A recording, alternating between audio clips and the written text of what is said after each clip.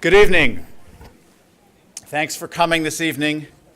On behalf of myself, Jose Bowen, I'm the Dean of the Meadows School, and Dean Al Nimai of the Cox Business School. I'd like to welcome everyone to the first National Center for Arts Research report.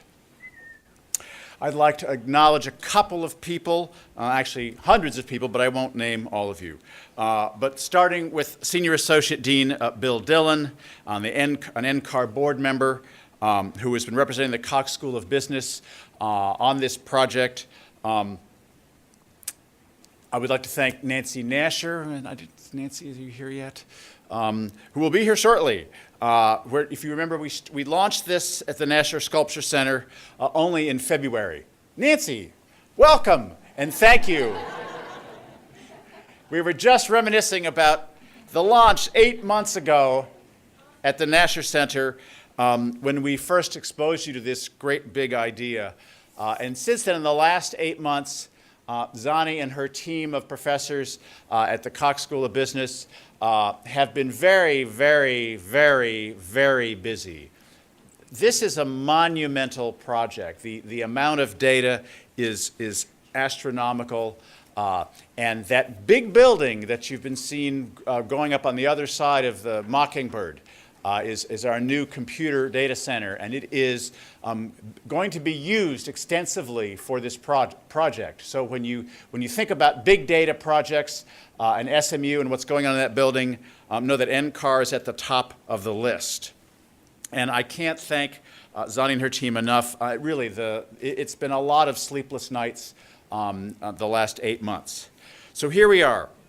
Thank you, too, to our national data partners, our strategy partners. Some of them you'll see in the report. To all of you, to all of the local and national leaders who serve on the NCAR board, to all of our incredible volunteers. This is a visionary project. We are so grateful to all of you who believed that we might be able to do something, and that we were crazy enough to think we could do it in 8 months. Well, you'll find out if we were crazy in a few minutes. Our mission is simple. We do what great universities do. We are the intellectual engines of our communities. We provide new solutions, new ideas to overcome very real challenges that our arts and cultural organizations are facing. So this is, for us, primarily a research project. So Dean Nimai and I remain committed to being a resource for our arts and culture community here in Dallas. We are already the leading center for this emerging field of arts entrepreneurship. We now offer undergraduate students a rigorous and innovative curriculum in this area. And of course, we share a long history of providing outstanding graduates from our joint program in Meadows and in Cox. And I'd like to acknowledge some of our students and graduates here today. Anyone who's either a graduate or in the MAMBA program, will you stand up and wave? These are our students.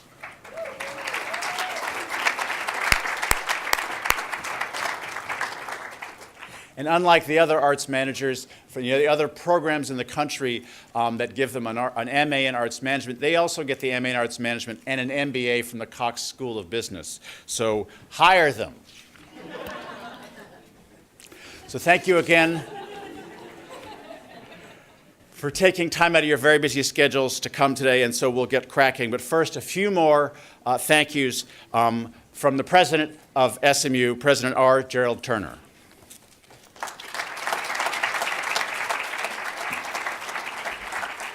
Thank you, Jose, and I join Dean Bowen and everyone that's associated with this program, thanking all of you for being here for this first presentation of NCAR after 8 months ago being downtown at the National Museum for its introduction.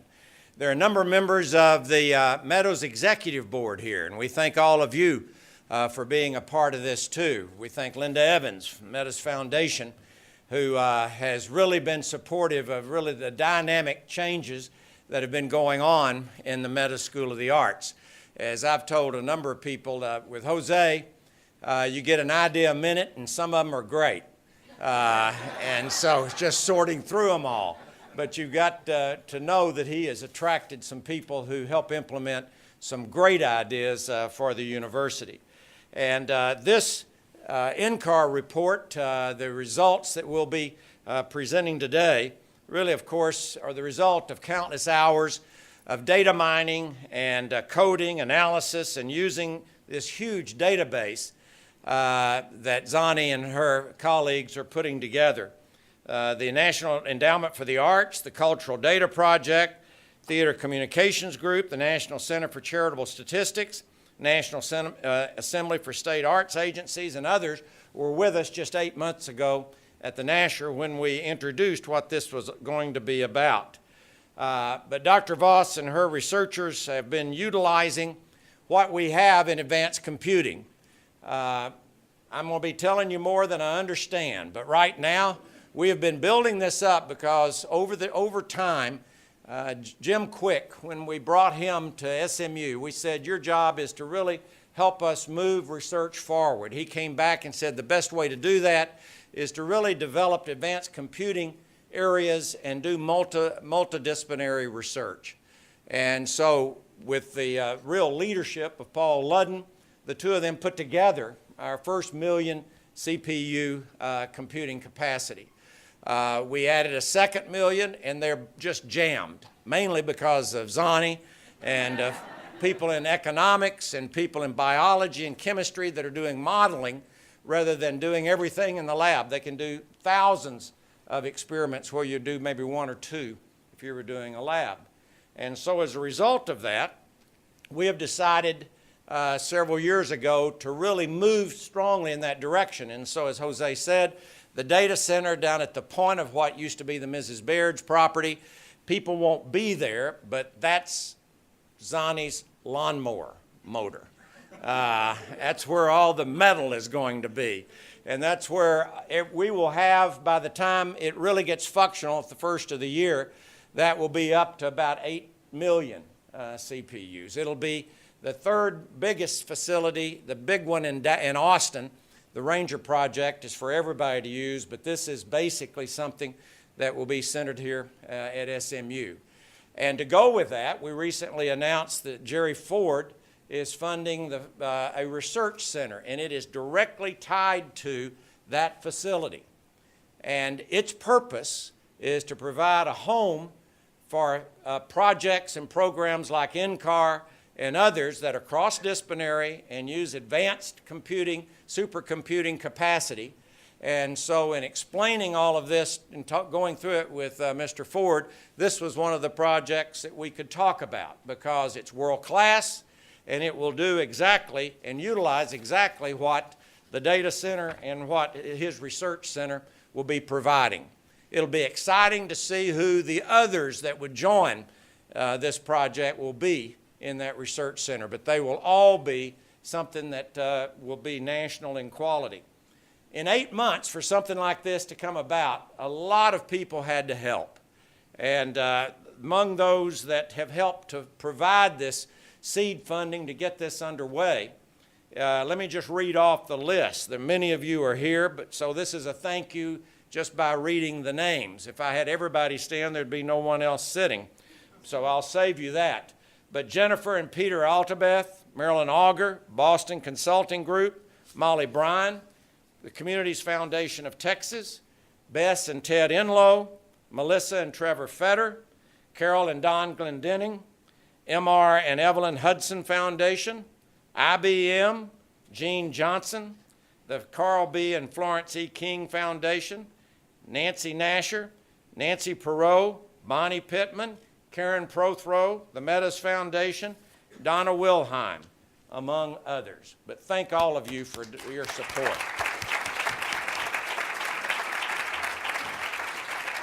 Thank you. Now, there has to be a first gift to get it going, and there has to be a last gift to meet the goal. And everything in between, these people that I've announced have been a part of. But Gene Johnson, on that night, 8 months ago, agreed to do the first funding for this center. And so she made the first gift. 2 weeks ago, she was inducted into the SMU Alumni Hall of Fame. She's now a distinguished alumna. So you give to NCAR, you're a distinguished alumna. that and about 50 other years of support in so many ways. And Donna Wilhelm helped wrap it up to complete the operating support for this. So we thank all of you very much. To raise $750,000 for something brand new over this amount of time, short period of time, you know that it's going to require a lot of people believing in the idea and understanding and having faith in the person that is going to head it up. And obviously I know that she's excited a lot of members around the university community and around the fine arts world with this idea. So join me in bringing forward Dr. Zani Voss.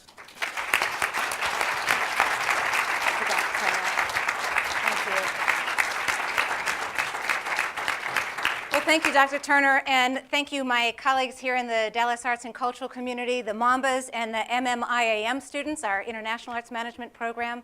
I see some of you out there as well. When last we met, back in February, we had an idea for something we wanted to launch, and so I'm really excited to be able to share with you tonight some of the initial findings, give you a preview of what's to come before we make it available to the rest of the country. NCAR's vision and mission statement grew out of some work we had done with Boston Consulting Group. We find our vision is to act as a catalyst for the transformation and the sustainability of the national arts and cultural community. And our mission is to be the leading provider of evidence-based insights that enable arts and cultural leaders to overcome challenges and increase impact. And it's really this mission statement that got us started and helped us refine what was going to be the scope. And so our scope is about insights that will enable. We're embarking on analysis, the insights, the enablement part of it. The implementation, it's where we decided to stop short. We're not a consulting firm. We're not a group of researchers doing one-on-one consulting. We wanted to continue to focus all of our efforts and resources on the research itself. You also see down here data gathering. Most data gathering we didn't need to do because we have some fabulous partners who do it already for us. Our partners, as President Turner indicated, on the data side, our closest partner is the Cultural Data Project. And some of you may be aware of the fact that the Cultural Data Project is now live in Dallas, Texas. Thanks to TACA, thanks to the support of many of you, it's launching throughout Texas. There's Theater Communications Group, which is a national service organization for the American theater, National Center for Charitable Statistics, which has IRS 990 data that they've provided for us. So that's all organization level data. From a cultural policy perspective, we have data from the National Endowment for the Arts, from the IMLS, and from the National Assembly of State Arts Agencies. And then for community level data, we have the Census Bureau. Our partners over here on the analysis side have been IBM, TRG Arts, and Nonprofit Finance Fund, and of course, BCG. And so you look at this big sort of mess of partners and think, well, are they just going out there trying to get all the data they possibly can?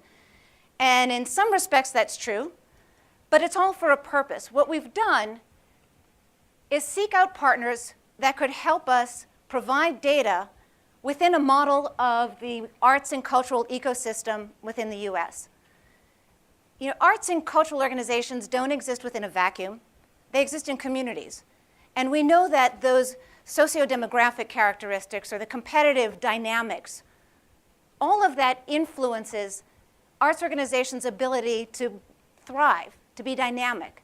It's a complex set of interrelationships between the cultural policy that influences demand and encourages different types of supply, as well as the community characteristics, the decisions the arts and cultural organizations make, and individual artists in the community. And so you'll find that the data sets that we have each map to a different layer within the arts and cultural ecosystem. In total, we have data on over 55,300 unique arts and cultural organizations around the country, many of them for multiple years. So in total, we have about 230,000 arts organizations data over that time period. What we had to do to get started was, you need all this data to talk to each other. And so we had to start by geocoding the data, meaning that for every arts and cultural organization, we took its longitude and its latitude, pinpointed it in its community, so that we could then start to look at what are some of the community characteristics surrounding that organization. In total, we have 189 metropolitan and micropolitan statistical areas represented with these 55,000 organizations. What it allows us to do is to create a spatial model of the arts and cultural ecosystem in the US. So this is an example. We started from the idea, we've taken an anonymous orchestra in Chicago. And we said, like here in Dallas, you wouldn't expect that all of Dallas is equally as relevant to every arts organization. The parts of the community that are most relevant tend to be those that are within your close proximity. So we've given a 99% weight to the community characteristics closest to an organization. Going out, reducing the weight to 92% within 3 kilometers, going out further to 5 kilometers and 80% for the characteristics. And we take this sort of ripple effect all the way out to 1,000 kilometers, knowing that we're taking into account some level of tourism that happens for arts and cultural organizations. This was our starting place. We had to be able to link all of the data before we could even get going. So let's get going. With a mission statement, we had to think, okay, now we have all this data, what are we going to do with it? Where do you begin? And we began with what we consider to be, what are the important questions to ask about arts and cultural health? We started out by kind of looking at everything that's collected already, reported on already from arts and cultural organizations. We had long conversations with our partners at Nonprofit Finance Fund and TRG Arts, getting their advice. We had about a dozen arts and cultural leaders from around the country give us feedback on how they look at health within their own organizations. Thank you, Zanetta, for participating in that process. Max Anderson was somebody else who had shared thoughts with us. In total, we came up with 184 ways that you could look at health. Now, don't be petrified. I'm not going to put you through 184 findings here. We decided in this first report, instead of going very broad, we were going to go deep, and we started with 8 of them. All of these different indices fall under one of 9 buckets: contributed revenue, earned revenue, expenses, marketing impact, bottom line, balance sheet health, so looking at your working capital, community engagement, program activity, and staffing. So for example, one of the indices with respect to earned revenue looks at what is program revenue per attendee. Program revenue in this case meaning not just what did they pay for the admissions price or the ticket price, but because that person walked through the door, what else did they spend on concession sales, on parking? What kind of corporate sponsorships did you attract because of who walks through your door? And accounted for that as what we consider program revenue. We look at this in a lot of different ways. You know, like most reports, the first thing you want to think about, okay, what was performance? And we slice it and dice it a number of different ways for reporting on averages. But we thought, in terms of our mission, if all we do is report on what performance was, we're not helping to improve health. So taking the next step, we examine what drives performance. Remember that arts and cultural ecosystem? What is it from within the local community, from within the organization's decisions, that makes it perform a certain way, that drives its outcomes? And then we decided to take it a step further. We don't want to just look at what drives performance. We want to understand what drives high performance, or key and tangible performance indicators. Because none of us really wants to aspire to be average. You know, we want to aspire to look at how do we go from where we are to comparing ourselves with who are the highest performers, all else being equal. In the report for averages, we look at it 3 different ways. First, we report on averages by arts sector, and we found 11 different arts sectors clustered within the data.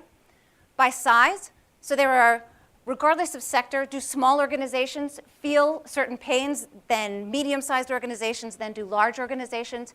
And we let the data tell us where small becomes medium per sector, becomes large. And by market cluster. So just some brief findings with respect to averages by sector. This is taking 2 different indices, one for earned revenue, one for marketing impact, and kind of combining the results. And you get a really quick sense of how much variety there is in operating models between all of our disciplines. So you look, for example, here we have opera. You know, on average, opera has to spend $11.72 per person that's brought in, as compared to community-based organizations where it's only $1.42, art museums $2.24. But you see on the other end, for opera companies, how much program revenue they're able to bring in once they do get that person through the door.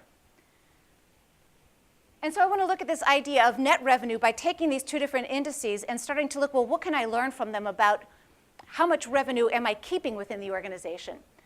And so for opera, it's $42 in total per person who comes. You can see a lot of differences across sectors in terms of the net revenue provided. I always find it interesting that theater and art museums, for example, bringing the similar levels of program revenue. I think it's probably differently. Some, theater more through admissions prices, museums perhaps more through gift shop sales and parking and other ancillary revenue. But in the end, there are similarities there. Looking at bottom line, different sectors are experiencing health on the bottom line in different ways. This is looking strictly at operating revenue and operating expenses, so no capital gains are in there. Arts education organizations were the only sector that had a positive bottom line both before and after depreciation.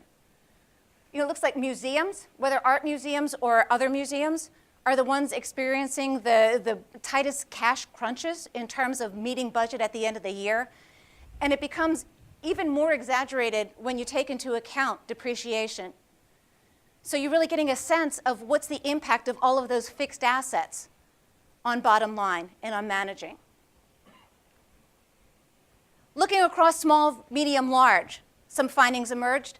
The larger the organization, the more likely it was to run a deficit. Perhaps a little counterintuitive. You would think the small organizations are struggling. Perhaps they're not as able to manage resources, and in fact, we're finding just the opposite. On the other hand, you look at earned revenue and marketing impact by organization size, and yeah, the marketing expenditures per attendee increased slightly based on size, but you can see how much of a bigger payoff there is for large organizations in terms of program revenue per person versus medium organizations versus small organizations.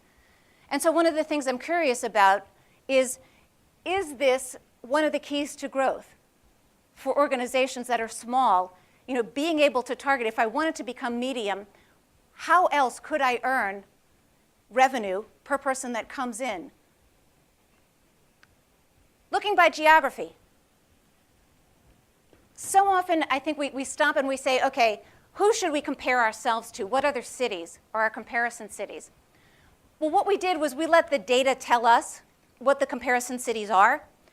We clustered markets by population size, median income, density of competition per art sector, so how many organizations per sector, and availability of state funding.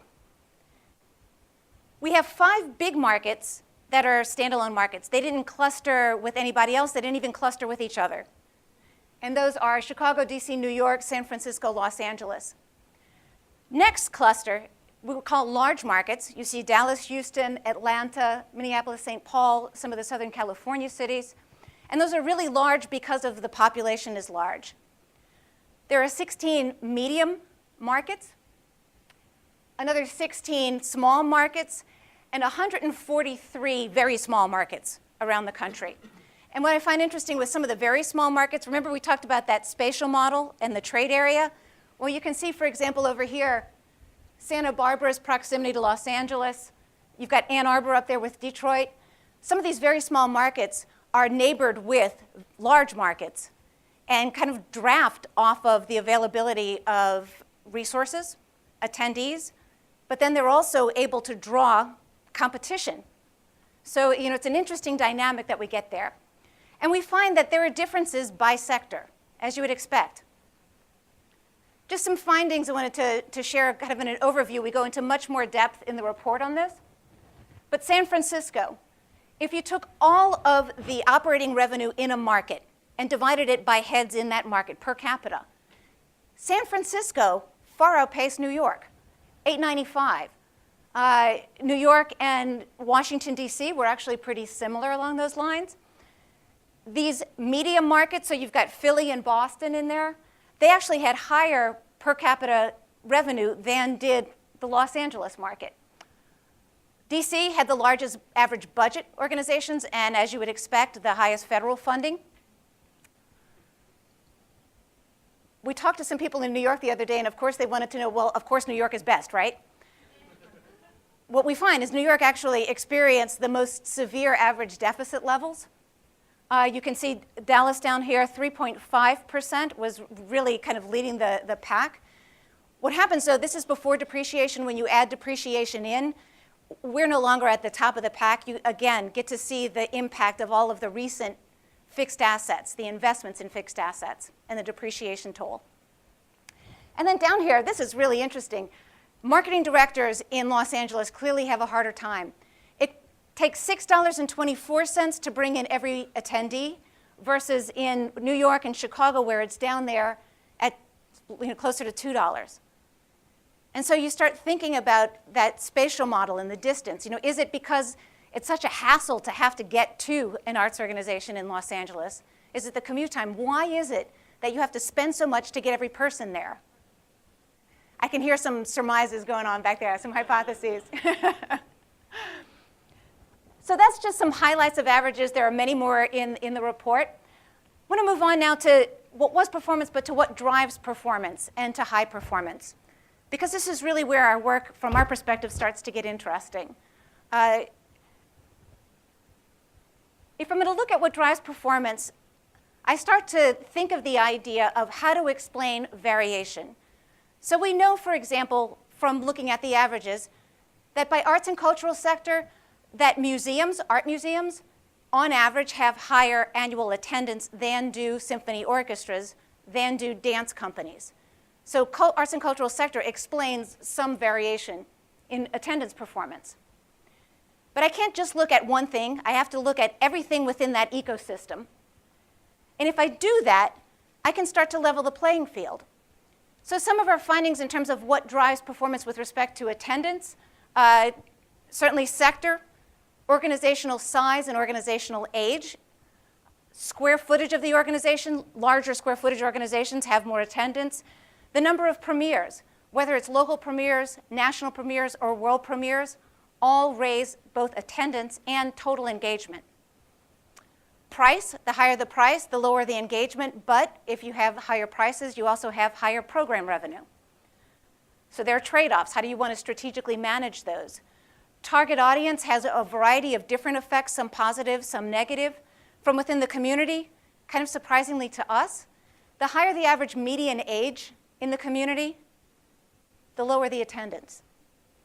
So all of the talk about the graying of the audiences, there's a disconnect, particularly when you look at the range of artistic disciplines, including arts education, natural history museums, art museums, that it's not just about having a large percentage of people who are older. Higher percentage of graduate degrees, the lower the attendance. Not necessarily true for bachelor's degrees, but there's something about perhaps the intensity of time that careers take when people get graduate degrees. Commute times, longer commute times is bad for every performance measure that we looked at. Having sports teams and more cinemas directly competes for attendance. The more of those in the market, the lower the attendance. There's a big company effect. Larger corporations with over 1,000 employees have a good effect on performance. And then looking at federal grants, in every case, every performance outcome, if an organization received an NEA or an IMLS grant, it had higher performance.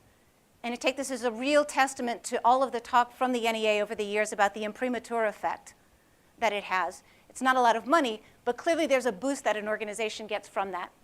And the more local funding that makes up a percentage of your budget, the higher the attendance. We present these in the report for each of the findings, but the important thing was not just to get to what drives performance, right?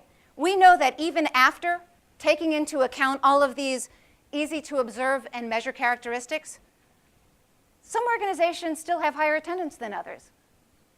So this concept of unexplained variation. So you think of it as though if you were on a street corner and there were two Italian restaurants, both with similar prices, why is it that everybody goes to the one and not the other? You know, it's that intangible. It's the hard-to-measure stuff. It's the quality. It's the reputation. And all of that is what we're trying to capture here with key intangible performance indicators. This is the difficult to observe and measure stuff, but it's not impossible to estimate. And so that's what we've done with our research. It's the quality, it's the good decision making, it's the expertise. And even before we embarked on this project, with BCG, we interviewed people from around the country in arts organizations and went back to those transcripts. And some of these comments really helped us sort of get a grip around this idea. Some of the quotes. The X Museum has realized how to leverage its brand to create more consistent revenue streams. We surveyed audiences and quality was the #1 reason they come. It's the same reason we're able to hire the artists we want. True leadership is tapping the full potential of intangible resources like reputation, constantly looking to learn new skills and capabilities. Much of our success should be attributed to consistent leadership, so not a lot of turnover. It has allowed us to build deep relationships and a great reputation in the community. And there is my favorite, it's about getting your mojo working.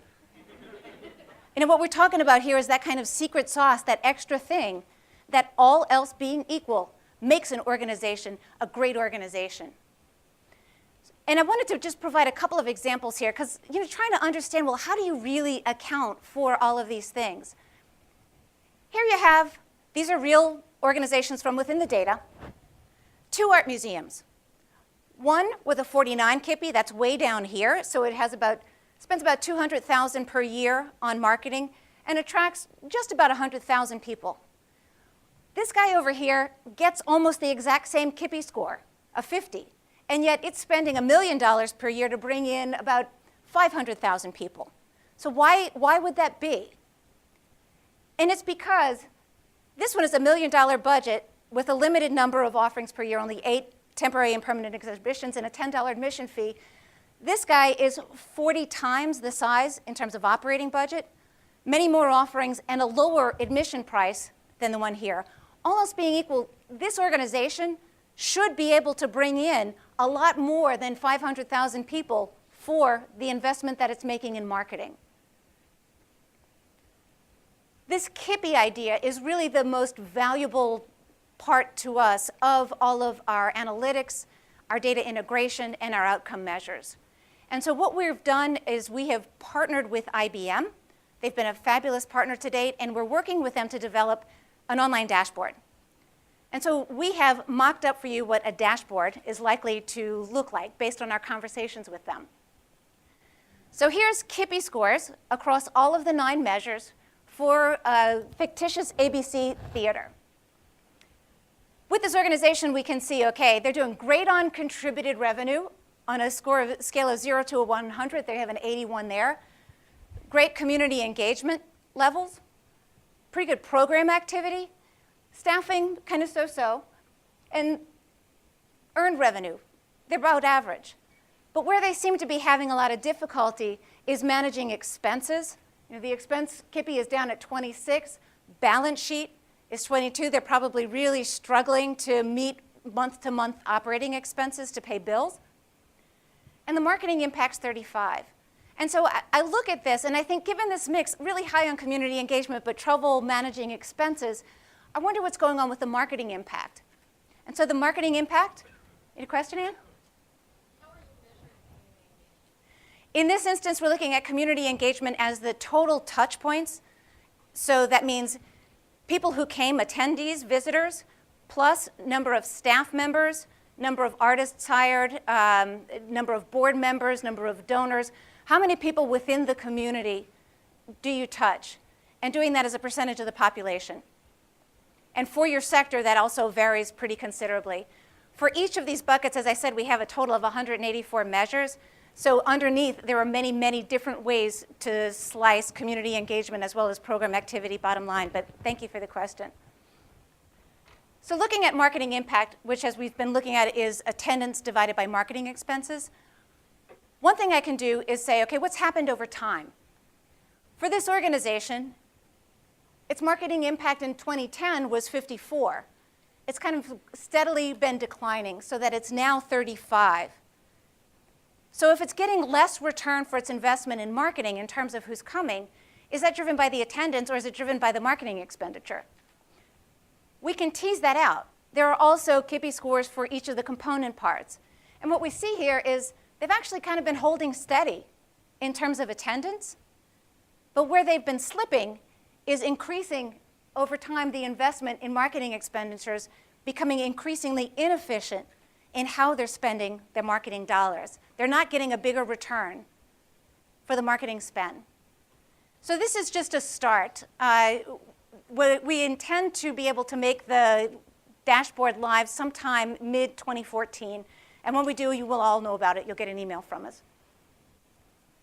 So just some key takeaways from our perspective. Knowing your sense of place, where you're located, what are the characteristics of your population is important, because who lives there and who you're competing with really does matter. Know yourself. Know what to expect given who you are, the things that you can change and the things you can't change.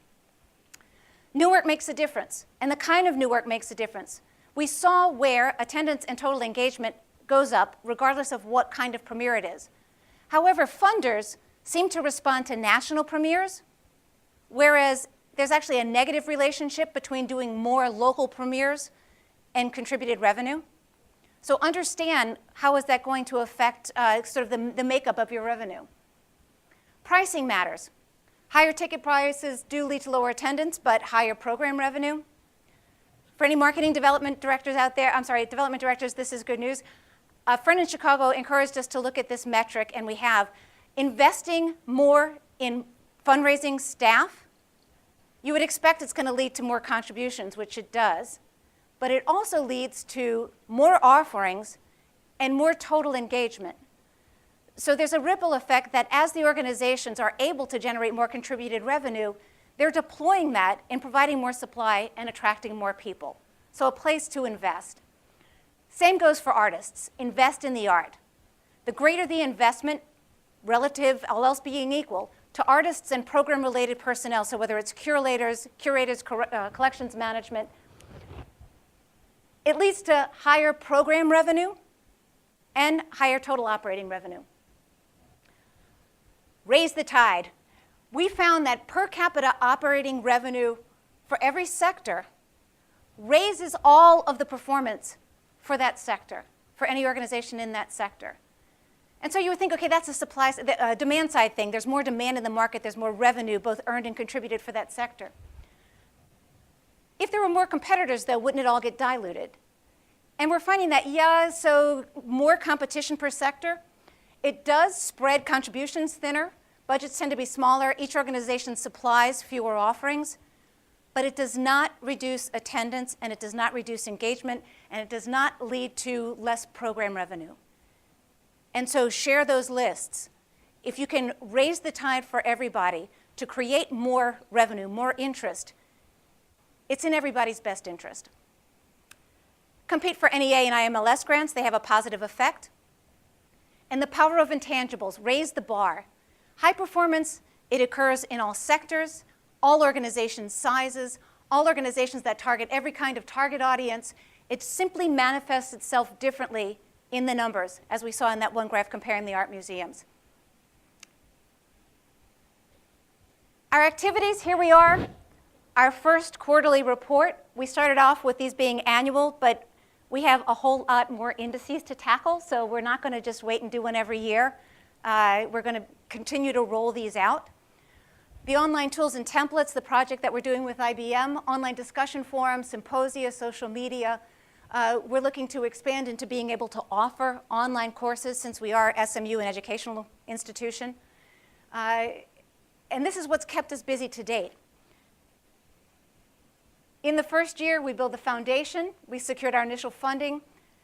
Here's where we are now. Building capacity, we're doing the initial research, the project with IBM, the dashboard. We're continuing to add new data sources. Just because we have a lot of data already, we're looking to add consumer-level data, so looking at individuals and how they buy, where is their crossover, what characteristics lead to loyalty, things along those lines. And initial dissemination. we'll continue to build scale and build reach as we go along. I want to share for a moment that even though I'm the one up here, this isn't just my work by any stretch of the imagination.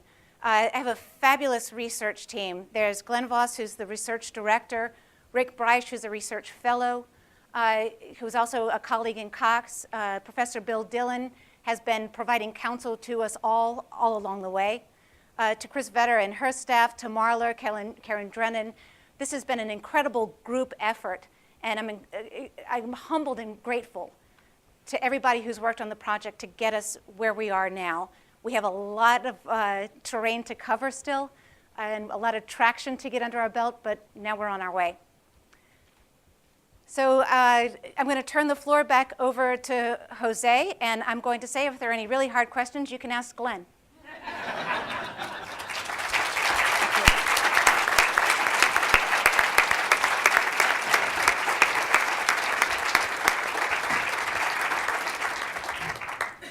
So aren't you glad we didn't do all 184? So are there some questions for Zani and for Glenn about, surely this mountain of information is making your head spin. Anything you want to know or advice you want to give us? How's the report going to be circulated? Sure. The report is going to be made available only in a virtual world on our website.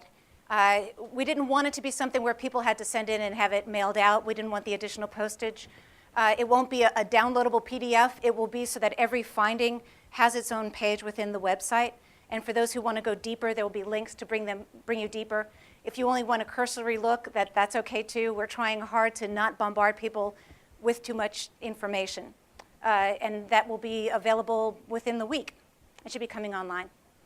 We were trying very hard not to make this another report on the sector, on the industry. So the emphasis is going to be on individual tools, on individual organizations being able to go in and say, well, I want to look at dance groups. I want to look at my organization. You know, and so with an interactive report, that will allow individual arts leaders to be able to go in and find what they want and not have to read through a report and then think, well, okay, how does this apply to me?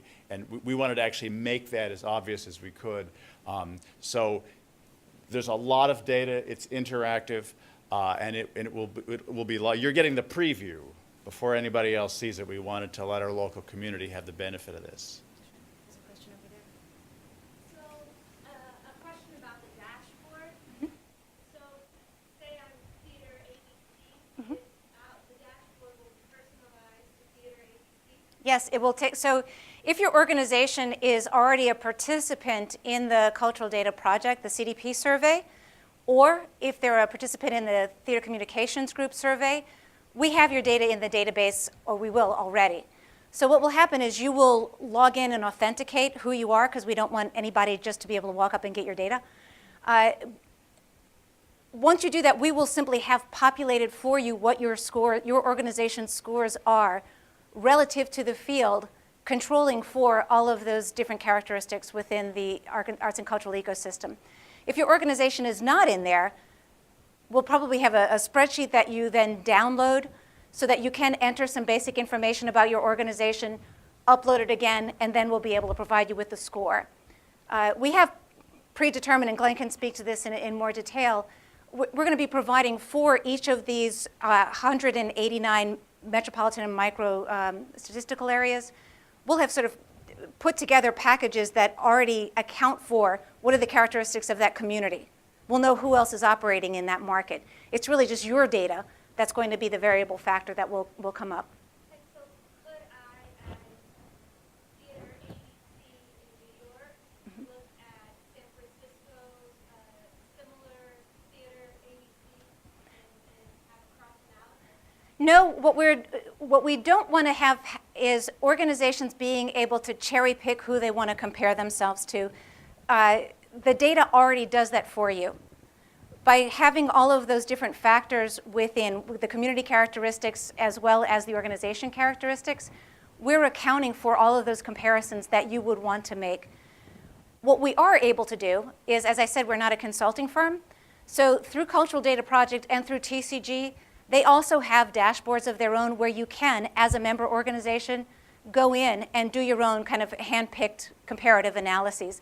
So if you can say, well, if I wanted to change, my spend, who else is spending what within the organizations that I know of?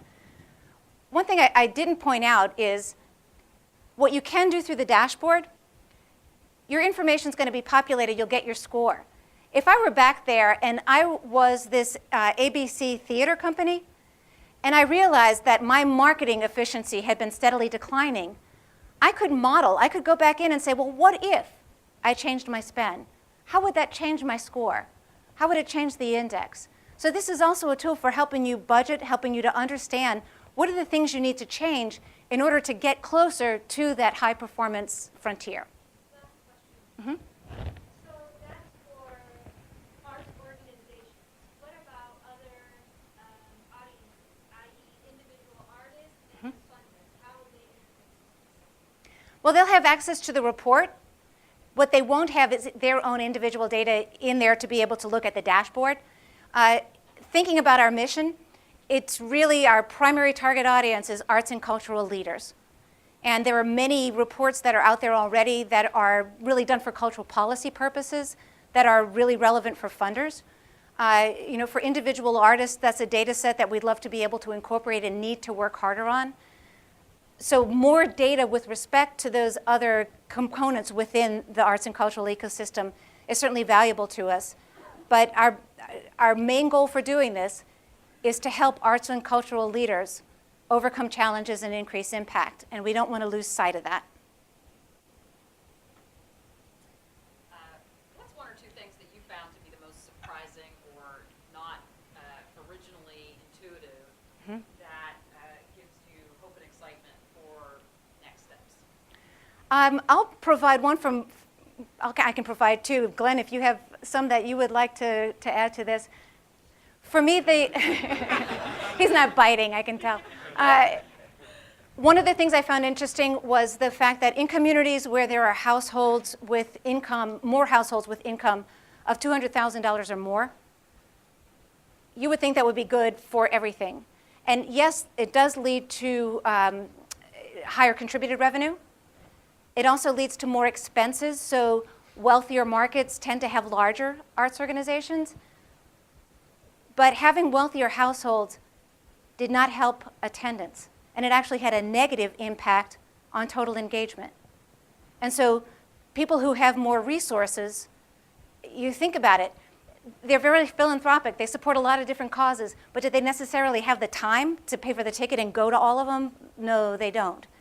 And so it says to me that there's a much more democratic participation in the arts than some of the, what you read through articles. We saw recently with the National Endowment for the Arts being targeted for a 40% reduction in its budget because the arts only serve the wealthy. Well, we know that that's not true. And now we're able to provide some data to back that up. The finding with respect to median age, I thought was interesting because you hear so many complaints about the graying of audiences. And being in Florida isn't necessarily a good thing. That you need a younger, more dynamic, more diverse in terms of age community in order to really be healthy. Other thoughts from either of you? No? One more.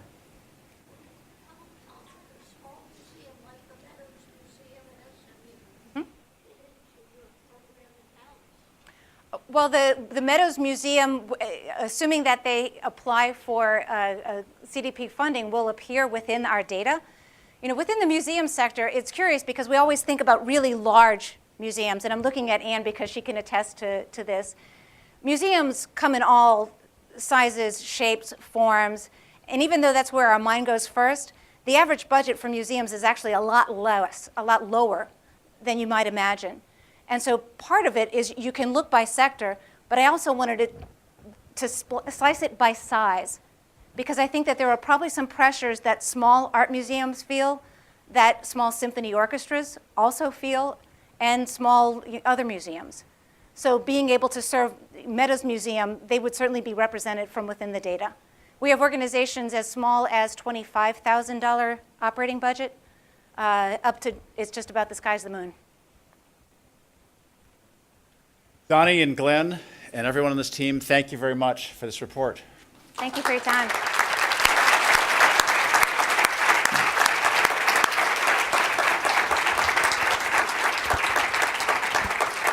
Welcome for reception. So I will. Again, we wanted to give you a preview before we release this nationally. The website will go live this week. We've had great response around the country. What I can tell you is that this is the beginning.